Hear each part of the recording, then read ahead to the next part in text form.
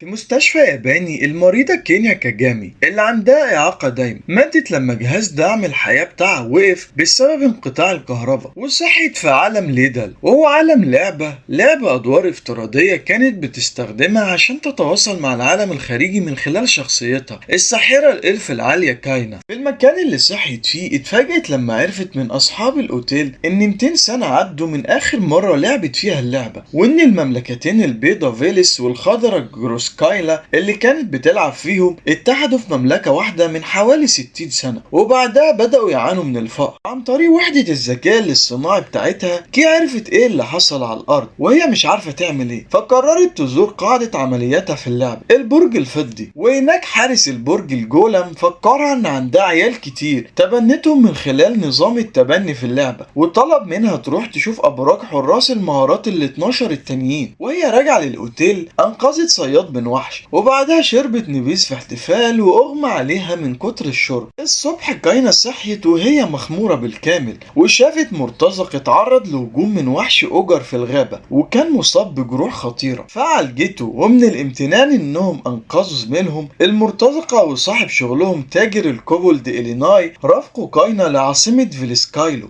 اللي عيالها عايشين فيها، وكمان كانت بتتمنى تلاقي واحد من أبراج الحراس هناك، فسجلت نفسها كمغامرة وقابلت ابنها الكزم كاردوتس اللي اخبر اخواته سكارجو وماي ان امهم في المدينة. بس بعدها كاينا لفتت الانظار من غير ما تقصد لما استخدمت سحرها بطريقة مبهرة عشان تساعد زاجات ولاندي وهم من البلاط الملك كان يمسكوا الامير الهالب اللي لقبته بريمو. وتاني يوم وهي بتدور على اماكن ممكن تكون فيها ابراج الحراس كاينا استدعيت للاكاديمية الملكية، وهناك قابلت بنتها ماي وجوز بنتها لوبيز هارفي. وبعدين اخدت مهمة كمغامرة عشان تطرد شبح من الكولوسيوم في العاصمة، وبريمو كان ماشي وراها، ولما الشبح ظهر اكتشفت انه فعليا حارس البرج الموجود تحت الكولوسيوم، واتفاجئت لما عرفت ان موتها على الارض وفقدانها كسيدة مهارات خلى لعبة ليدال تفقد لاعبيها وتتقفل. هناك الحارس عينها كسيدة جديدة للبرج، بس كاينا وقعت في اكتئاب شديد لما سكارجو اللي كان قلقان عليها دخل عليها فجأة. هي افتكرته غريب ومجنون فضربته بقبض طيارة من السقف، وبعدها كملت نكد. كاينا بعد كده اتعافت بسرعة من اكتئابها، وكاردوتس جه عشان يدور عليها. بعدين إليناي استأجرها كحارسة للقافلة بتاعته وهو مسافر لمملكة هيلسبر القريبة منه، لأن الطريق العادي كان مليان لصوص. ورغم إنهم حاولوا ياخدوا طريق بديل وقعوا في كمين من اللصوص، بس بفضل سحر كاينا القوي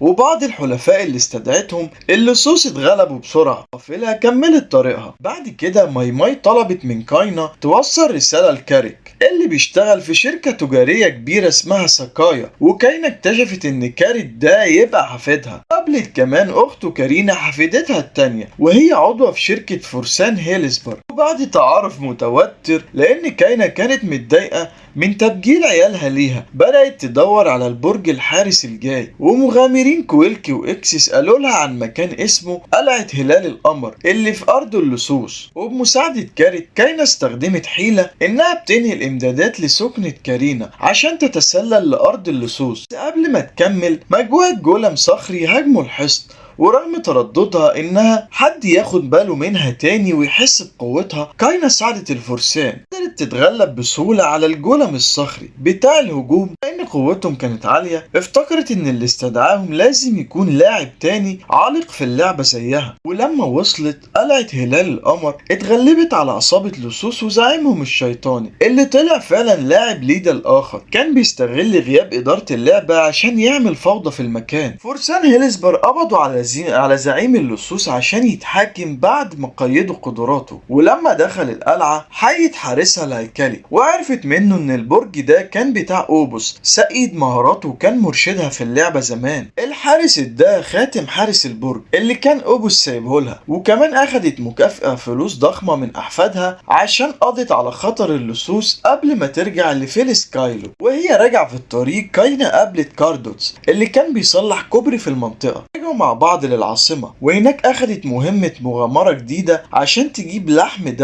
لمطعم فاخر، بس لقت شركة غير متوقعة من لاندي وصاحبتها ميا اللي طلبت انها تروح معاها. كاينا خمنت ان ميا دي اخت بريمو فسمحت لهم يجوا معاها، وفي الغابة ابهرتهم بقواها السحرية، حتى عملت لهم حمام ساخن من اللاشيء بسحرها. وتاني يوم في نقابة المغامرين قائد فرسان في السكايلو شاينينج سيبر قابل مغامر اخر اسمه كورال، والاتنين عرفوا بعض كلاعبين من الارض عالقين في عالم ليدل من سنين. وفي الاكاديمية الملكية لوبيز هارفي حاول يعيد طريقة كاينا في صنع الجرعات بس فشل. لما رمى الخلطة الفاشلة في حفرة نفايات طلع له وحش عملاق من أحداث اللعبة وبدأ يدمر كل حاجة. مدافعين عن العاصمة اتحركوا على طول ضد الوحش، بس هو كان أقوى منهم لحد ما كاينا رجعت وهزمته بسهولة. وبعد ما قيموا سبب المشكلة كورال وشاينينج سيبر عرفوا إن كاينا لاعبة زيهم، فطلبوا منها تقابلهم في الكولوسيوم. ولما كشفوا طبيعتهم الحقيقية كلاعبين ليدل لبعض بدأوا يتبادلوا الأخبار ويفتحوا قناة تواصل. كورال بعد ما أخد سيف قوي ومهارة مفيدة من كاينا قال لها عن مكان ممكن يكون فيه برج حارس قريب لقرية صيد على الساحل. وبعدها كاينا قررت تستقر نهائيا في القرية اللي وصلتها في ليدل. هناك أهل القرية رحبوا بكاينا بحماس كبير، وبعد كده نزلت في بير في القرية عشان تفحص صوت غناء غريب جاي منه، واكتشفت هناك إن مامالي موجودة بنت بحر كانت عالقة في كهف تحت المية. بعد كده كاينا بنت حمام كبير عشان يقوي مامالي، ورجعت للعاصمة فلسكايلو عشان تنضم لحملة فرسان فلسكايلو ضد تهديد اللصوص، كمان عشان توصل للقرية الساحلية اللي كورال قال لها عليها. هناك شاينينج سيبر قائد الحملة عمل حركة بطولية عشان كاينا. الفرسان افتكروا بالغلط انهم عشاق، وبعد كام يوم سابوا الفرسان وراحوا للقرية، بس هناك لقيتها مغطاة بضباب بيمتص الحياة ومليانة زومبي. هي بتفحص قرية الزومبي كاينا قابلت كوبلي واكسس اللي جايين في مهمة خاصة بيهم، وكمان بنت صغيرة اسمها لوكا الجاية الوحيدة من القرية. كاينا ساعتها استنتجت ان ضباب الموت ده حدث من اللعبة، استدعت خادم لوكا. وبعد كده هي واكسس وكويلكي خرجوا عشان يهزموا الوحش المسؤول عن المشكلة. بعد ما قضوا على التهديد كاينا راحت لبرج الحارس اللي كانت بتدور عليه، قصر ملك التنين.